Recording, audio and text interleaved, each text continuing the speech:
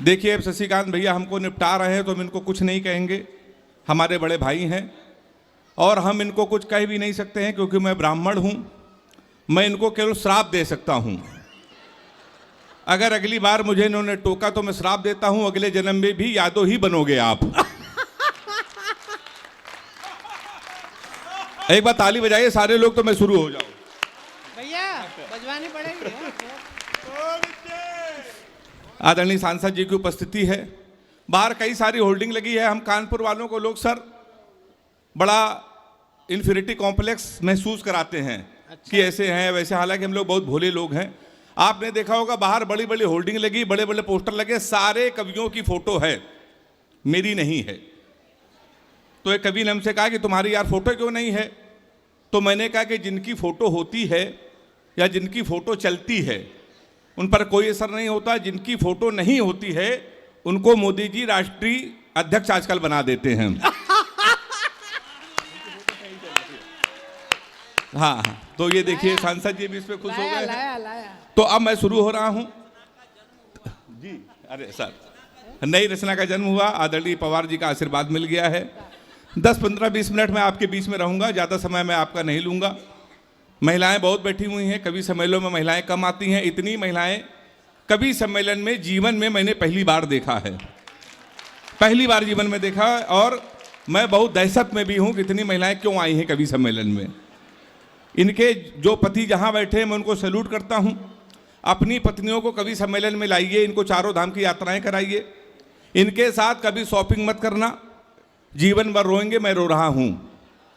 3 दिन पहले हमारी पत्नी हमको एक शॉपिंग मॉल में लेके कहने लगी रोज कवि सम्मेलन में रहते हो, इस टीवी में उस टीवी में, तुम्हें कुछ कपड़े दिला लाए। हमने कहा दिला लो।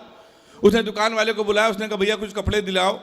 10-12 शर्ट वो लेके आया। तो हमारी पत्नी ने हमसे पूछा नीली वाली शर्ट कैसी है? अब आप अपने सीने पे हाथ रख के कसम खाएं, आप चाहे जितने बड़े कवि हो जाएं, लीडर हो जाएं, कुछ भी हो जाएं, अगर आपकी पत्नी आपसे कोई चीज पूछ ले कैसी है तो आपको डर के मारे कहना पड़ेगा अच्छी है, आपको हाँ में हाँ मिलानी पड़ेगी। तो हमारी पत्नी ने हमसे पूछा नीली वाली शर्ट कैसी है? हमने कहा नीली वाली अच्छी है। कहने लगी 2 ले ले। हमने कहा 2 ले लो।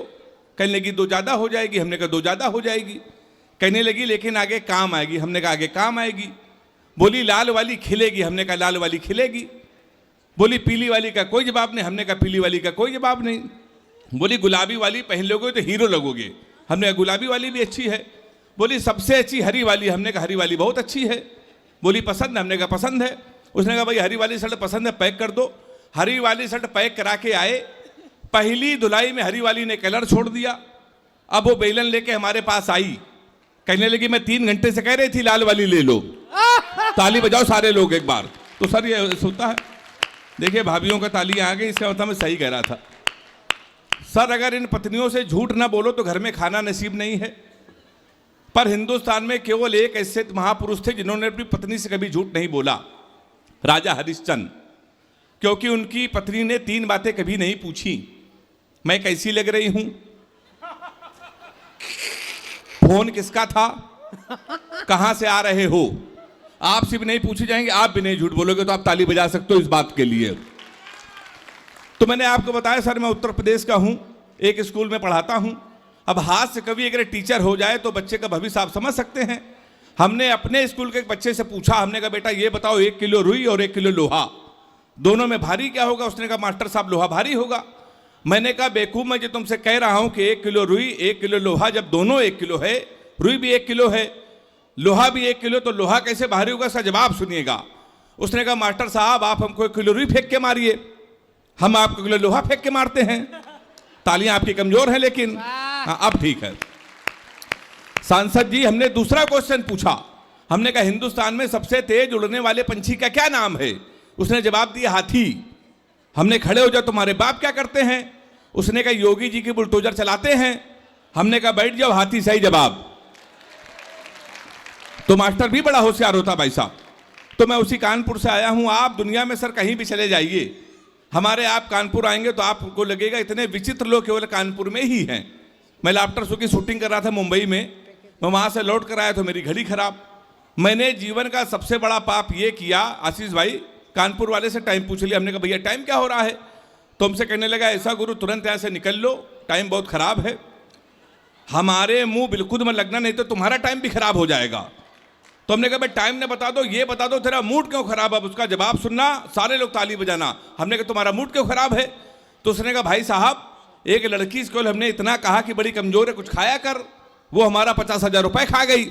वाह, तुम साले हमारे मुंह लगे हुए हो, हमारे मुंह बिल्कुल में लगना बहुत भरे बैठे हैं। तुमने ऐसा क्या हुआ? कहीं हुआ कुछ नहीं भाई साहब, एक लड़की के चक्कर में 5 साल से लगे थे। हम समझते थे हमसे प्यार करते हैं, मुझसे प्यार करते हैं, हम उसको दुनिया की सबसे मर्यादित, सबसे संस्कारित लड़की समझते हैं। तो इसमें हुआ क्या? कह लेंगे हुआ कुछ नहीं, हमारा नगर निगम का चुनाव चल रहा है, उसको मिल गई है पार्षद की टिकट। पूरे शहर में होर्डिंग लगी है, युवा दिलों की धड़कन पुष्पा पाल। तुम हमसे टाइम पूछ रहे हो, लोग तो नारा लगा रहे हैं, मोहर मारो तान के पुष्पा को पहचान के। कल एक लड़का कान में नारा लगा रहा है, इस बार हाथ उठा के ताली बजाना, लैया बड़ी करारी है, पुष्पा पाल हमारी है। अब आप समझ गए होंगे मैं पक्का कनपुरिया उत्तर प्रदेश का ही कवि हूं। तो अक्सर ये होता रहता है भाई साहब। देखिए कवियों की संख्या बहुत अधिक है, तो मुझसे भी कहा गया है कि समय सीमा पर काव्य पाठ को समाप्त करना है, इसलिए मैं 2-4-5 मिनट आपके बीच में और रहूंगा। स्वागत। 4 कवित्रियां आई हैं, एक उसमें वीर रस की हैं, 3 श्रृंगार की हैं। वो प्यार मोहब्बत की बातें करेंगी, आपको श्रृंगार की कविताएं सुनाएंगी। मुझसे बिल्कुल भी आशा मत रखिए, मैंने कभी प्यार नहीं किया और प्यार मोहब्बत पर कोई कविता नहीं लिखी है। क्यों नहीं लिखी है उसके लिए मैं आपको 4 लाइन सुना रहा हूं कि एक फूल तुझे देने के लिए सस्ते में ले लिया, देखे ना कोई इसलिए बस्ते में ले लिया।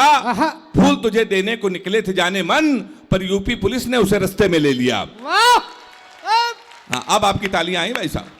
तो मैं प्यार मोहब्बत से बहुत दूर रहता हूं, उसका तमाम कारण है सर। आप किसी लड़की को गौर से देख लो तो कहेंगी देखो कैसे कुत्ते की तरह देख रहा है, ना देखो तो कहेंगी कुत्ता देख भी नहीं रहा है। ये वही लोग ताली बजा रहे जिनकी भावनाएं हमसे मिलती हैं। तो मैं बहुत दूर रहता हूं। मैं तो अभी स्वयं श्रीवास्तव के बगल में बैठा था, हमसे कह रहे हेमंत भैया नाम में कुछ नहीं रखा, नाम में कुछ नहीं रखा। ये बिल्कुल सही कह रहे सर, नाम में कुछ नहीं रखा। मुस्कान नाम था उसका, हमारा नुकसान करके चली गई। फिर हम रोशनी नाम की लड़की में शिफ्ट हुए, 2.5 साल उसने भी हमको अंधेरे में रखा। लोग सही कहते हैं नाम में कुछ नहीं रखा है। लड़कियों को देखिए, ये अपने बॉयफ्रेंड का नाम मोबाइल में सेव करती है, my honey baby, my sweetheart, my जानू, माई डार्लिंग। इन बेचारे लड़कों को देखिए, ये लड़कियों का नाम मोबाइल में सेव करते हैं पप्पू हलवाई, राशिद प्लम्बर, मुन्ना हवलदार। ताली बजाइए हाथ उठा के जोरदार। तो हमारे साथ अक्सर ही होता रहता साहब। और हमारी हालत तो ये है कि एक एक प्रेमिका को बांट कर ले गए, जो नहीं माना उसे डांट कर ले गए। जिस पेड़ पे बांधा था मोहब्बत का धागा, नगर निगम वाले उसे भी काट कर ले गए। क्या बढ़िया आप सुन रहे हैं। तो ये हमारे साथ अक्सर होता रहता है सर। प्यार मोहब्बत से हम लोग बहुत दूर रहते हैं। अच्छा, हम लोग हास्य कवि हैं, इसलिए लोग हम लोगों को बहुत हल्के में लेते हैं। हम लोगों की शादी बहुत मुश्किल में होती है। हमारी जब तमाम बार शादियां कैंसिल हुई तो एक दिन हमारी शादी हो गई। ये मेरे जितने भी बड़े कवि हमारी बारात आए थे, बिल्कुल सच्ची घटना। भारत और पाकिस्तान का सेमीफाइनल मैच था, हमारी शादी थी। हमने पिताजी से कहा पूरा हिंदुस्तान मैच देख रहा, हमारी आप शादी कर रहे हो। सर नहीं माने, कर दी। भारत और पाकिस्तान का सेमीफाइनल मैच, हमारी शादी। हमारे कुछ कानपुर के दोस्त हमारी बारात में डांस कर रहे थे, कान में मोबाइल लगा के भारत पाकिस्तान सेमीफाइनल मैच की कमेंट्री भी सुन रहे थे। दोनों काम एक साथ करे, बारात में डांस कर रहे, कान में मोबाइल लगा कमेंट्री सुन रहे। हम दूल्हे के में सजे थे, घोड़ी के ऊपर बैठे थे। जैसे बारात घर पहुंचने वाले थे, एक लड़का घूम कर हमारी तरफ चिल्लाया, बोला छक्का। हम डर गए साहब। हमने कहा कहां छक्का? कहने लगा विराट कोहली ने मारा है। तो हमने कहा कोहली ने मारा तो हमारी तरफ क्यों देख रहे हो? शादी के पहले दिन छक्का कह रहा हो देख के हमको। हमने कब की मारे तो हमारी तरफ ना देखना। पता चला 2 मिनट इंडिया में जीत गई। किसी ने खुशी के मारे घोड़ी के नीचे सुतली बम रख दिया। अब वो बम फटा तो घोड़ी भागने लगी, हम भी भागने लगे। हमने चलती घोड़ी से पिताजी को फोन मिलाया। हमसे बोले कहां बेटा? हमने कहा पिताजी भाग रहे हैं। बोले किसके साथ? हाँ, ये वही लोग ताली बजा रहे जो वहीं बारात आए थे। हमने कहा घोड़ी के साथ। बोले मैं शर्म नहीं आती, भागना तो किसी लड़की के साथ भाग जाते। हमने कहा पिताजी वो बहक गई थी। कहने लगे आज घोड़ी बहकी है, कल को गधी बह गई तो उसके साथ भाग जाओगे। तब से साहब बीबी नहीं ढूंढ रहे, घोड़ी ढूंढ रहे। मन हो तो आप ताली बजा सकते हैं। और 4 अंतिम लाइनें मैं पढ़कर अपना स्थान लेना चाहता हूं। और मुझे ये अगर मेरी 4 लाइनें आपके कलेजे में ठक से लग जाएं, अगर आपको लगे हिंदुस्तान के सारे कवियों को इस विषय पर पढ़ना चाहिए और पढ़ेंगे ही, और अगर आपका कलेजा ये मेरी इन 4 पंक्तियों से अगर आपको कुछ लगे तो दोनों हाथ उठा के ताली बजा के मेरा समर्थन करके मुझे विदा भी कर देना कि जो चढ़ा है पारा वो पारा नहीं जाएगा। हरिओम पवार जी इस मंच पर बैठे हैं, मैं उनको समर्पित कर रहा हूं, ओज के सबसे बड़े कवि हैं, कि जो चढ़ा है पारा वो पारा नहीं जाएगा, इतनी आसानी से युद्ध ये हारा नहीं जाएगा, हमारे कलेजे का खून तब तक ठंडा नहीं होगा जब तक दीपू का एक एक हत्यारा मारा नहीं जाएगा। बहुत बहुत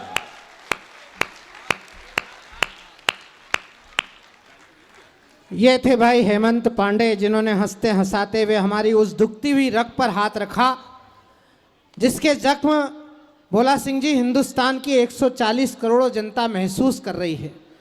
आप देश की सबसे बड़ी पंचायत में बैठते हैं, आप देश की जनता के इस दर्द को देश के सर्वोच्च नेतृत्व तक जरूर पहुंचाइएगा, क्योंकि हमारे साथ जो कुठाराघात हो रहा है, देखते ही देखते गवाया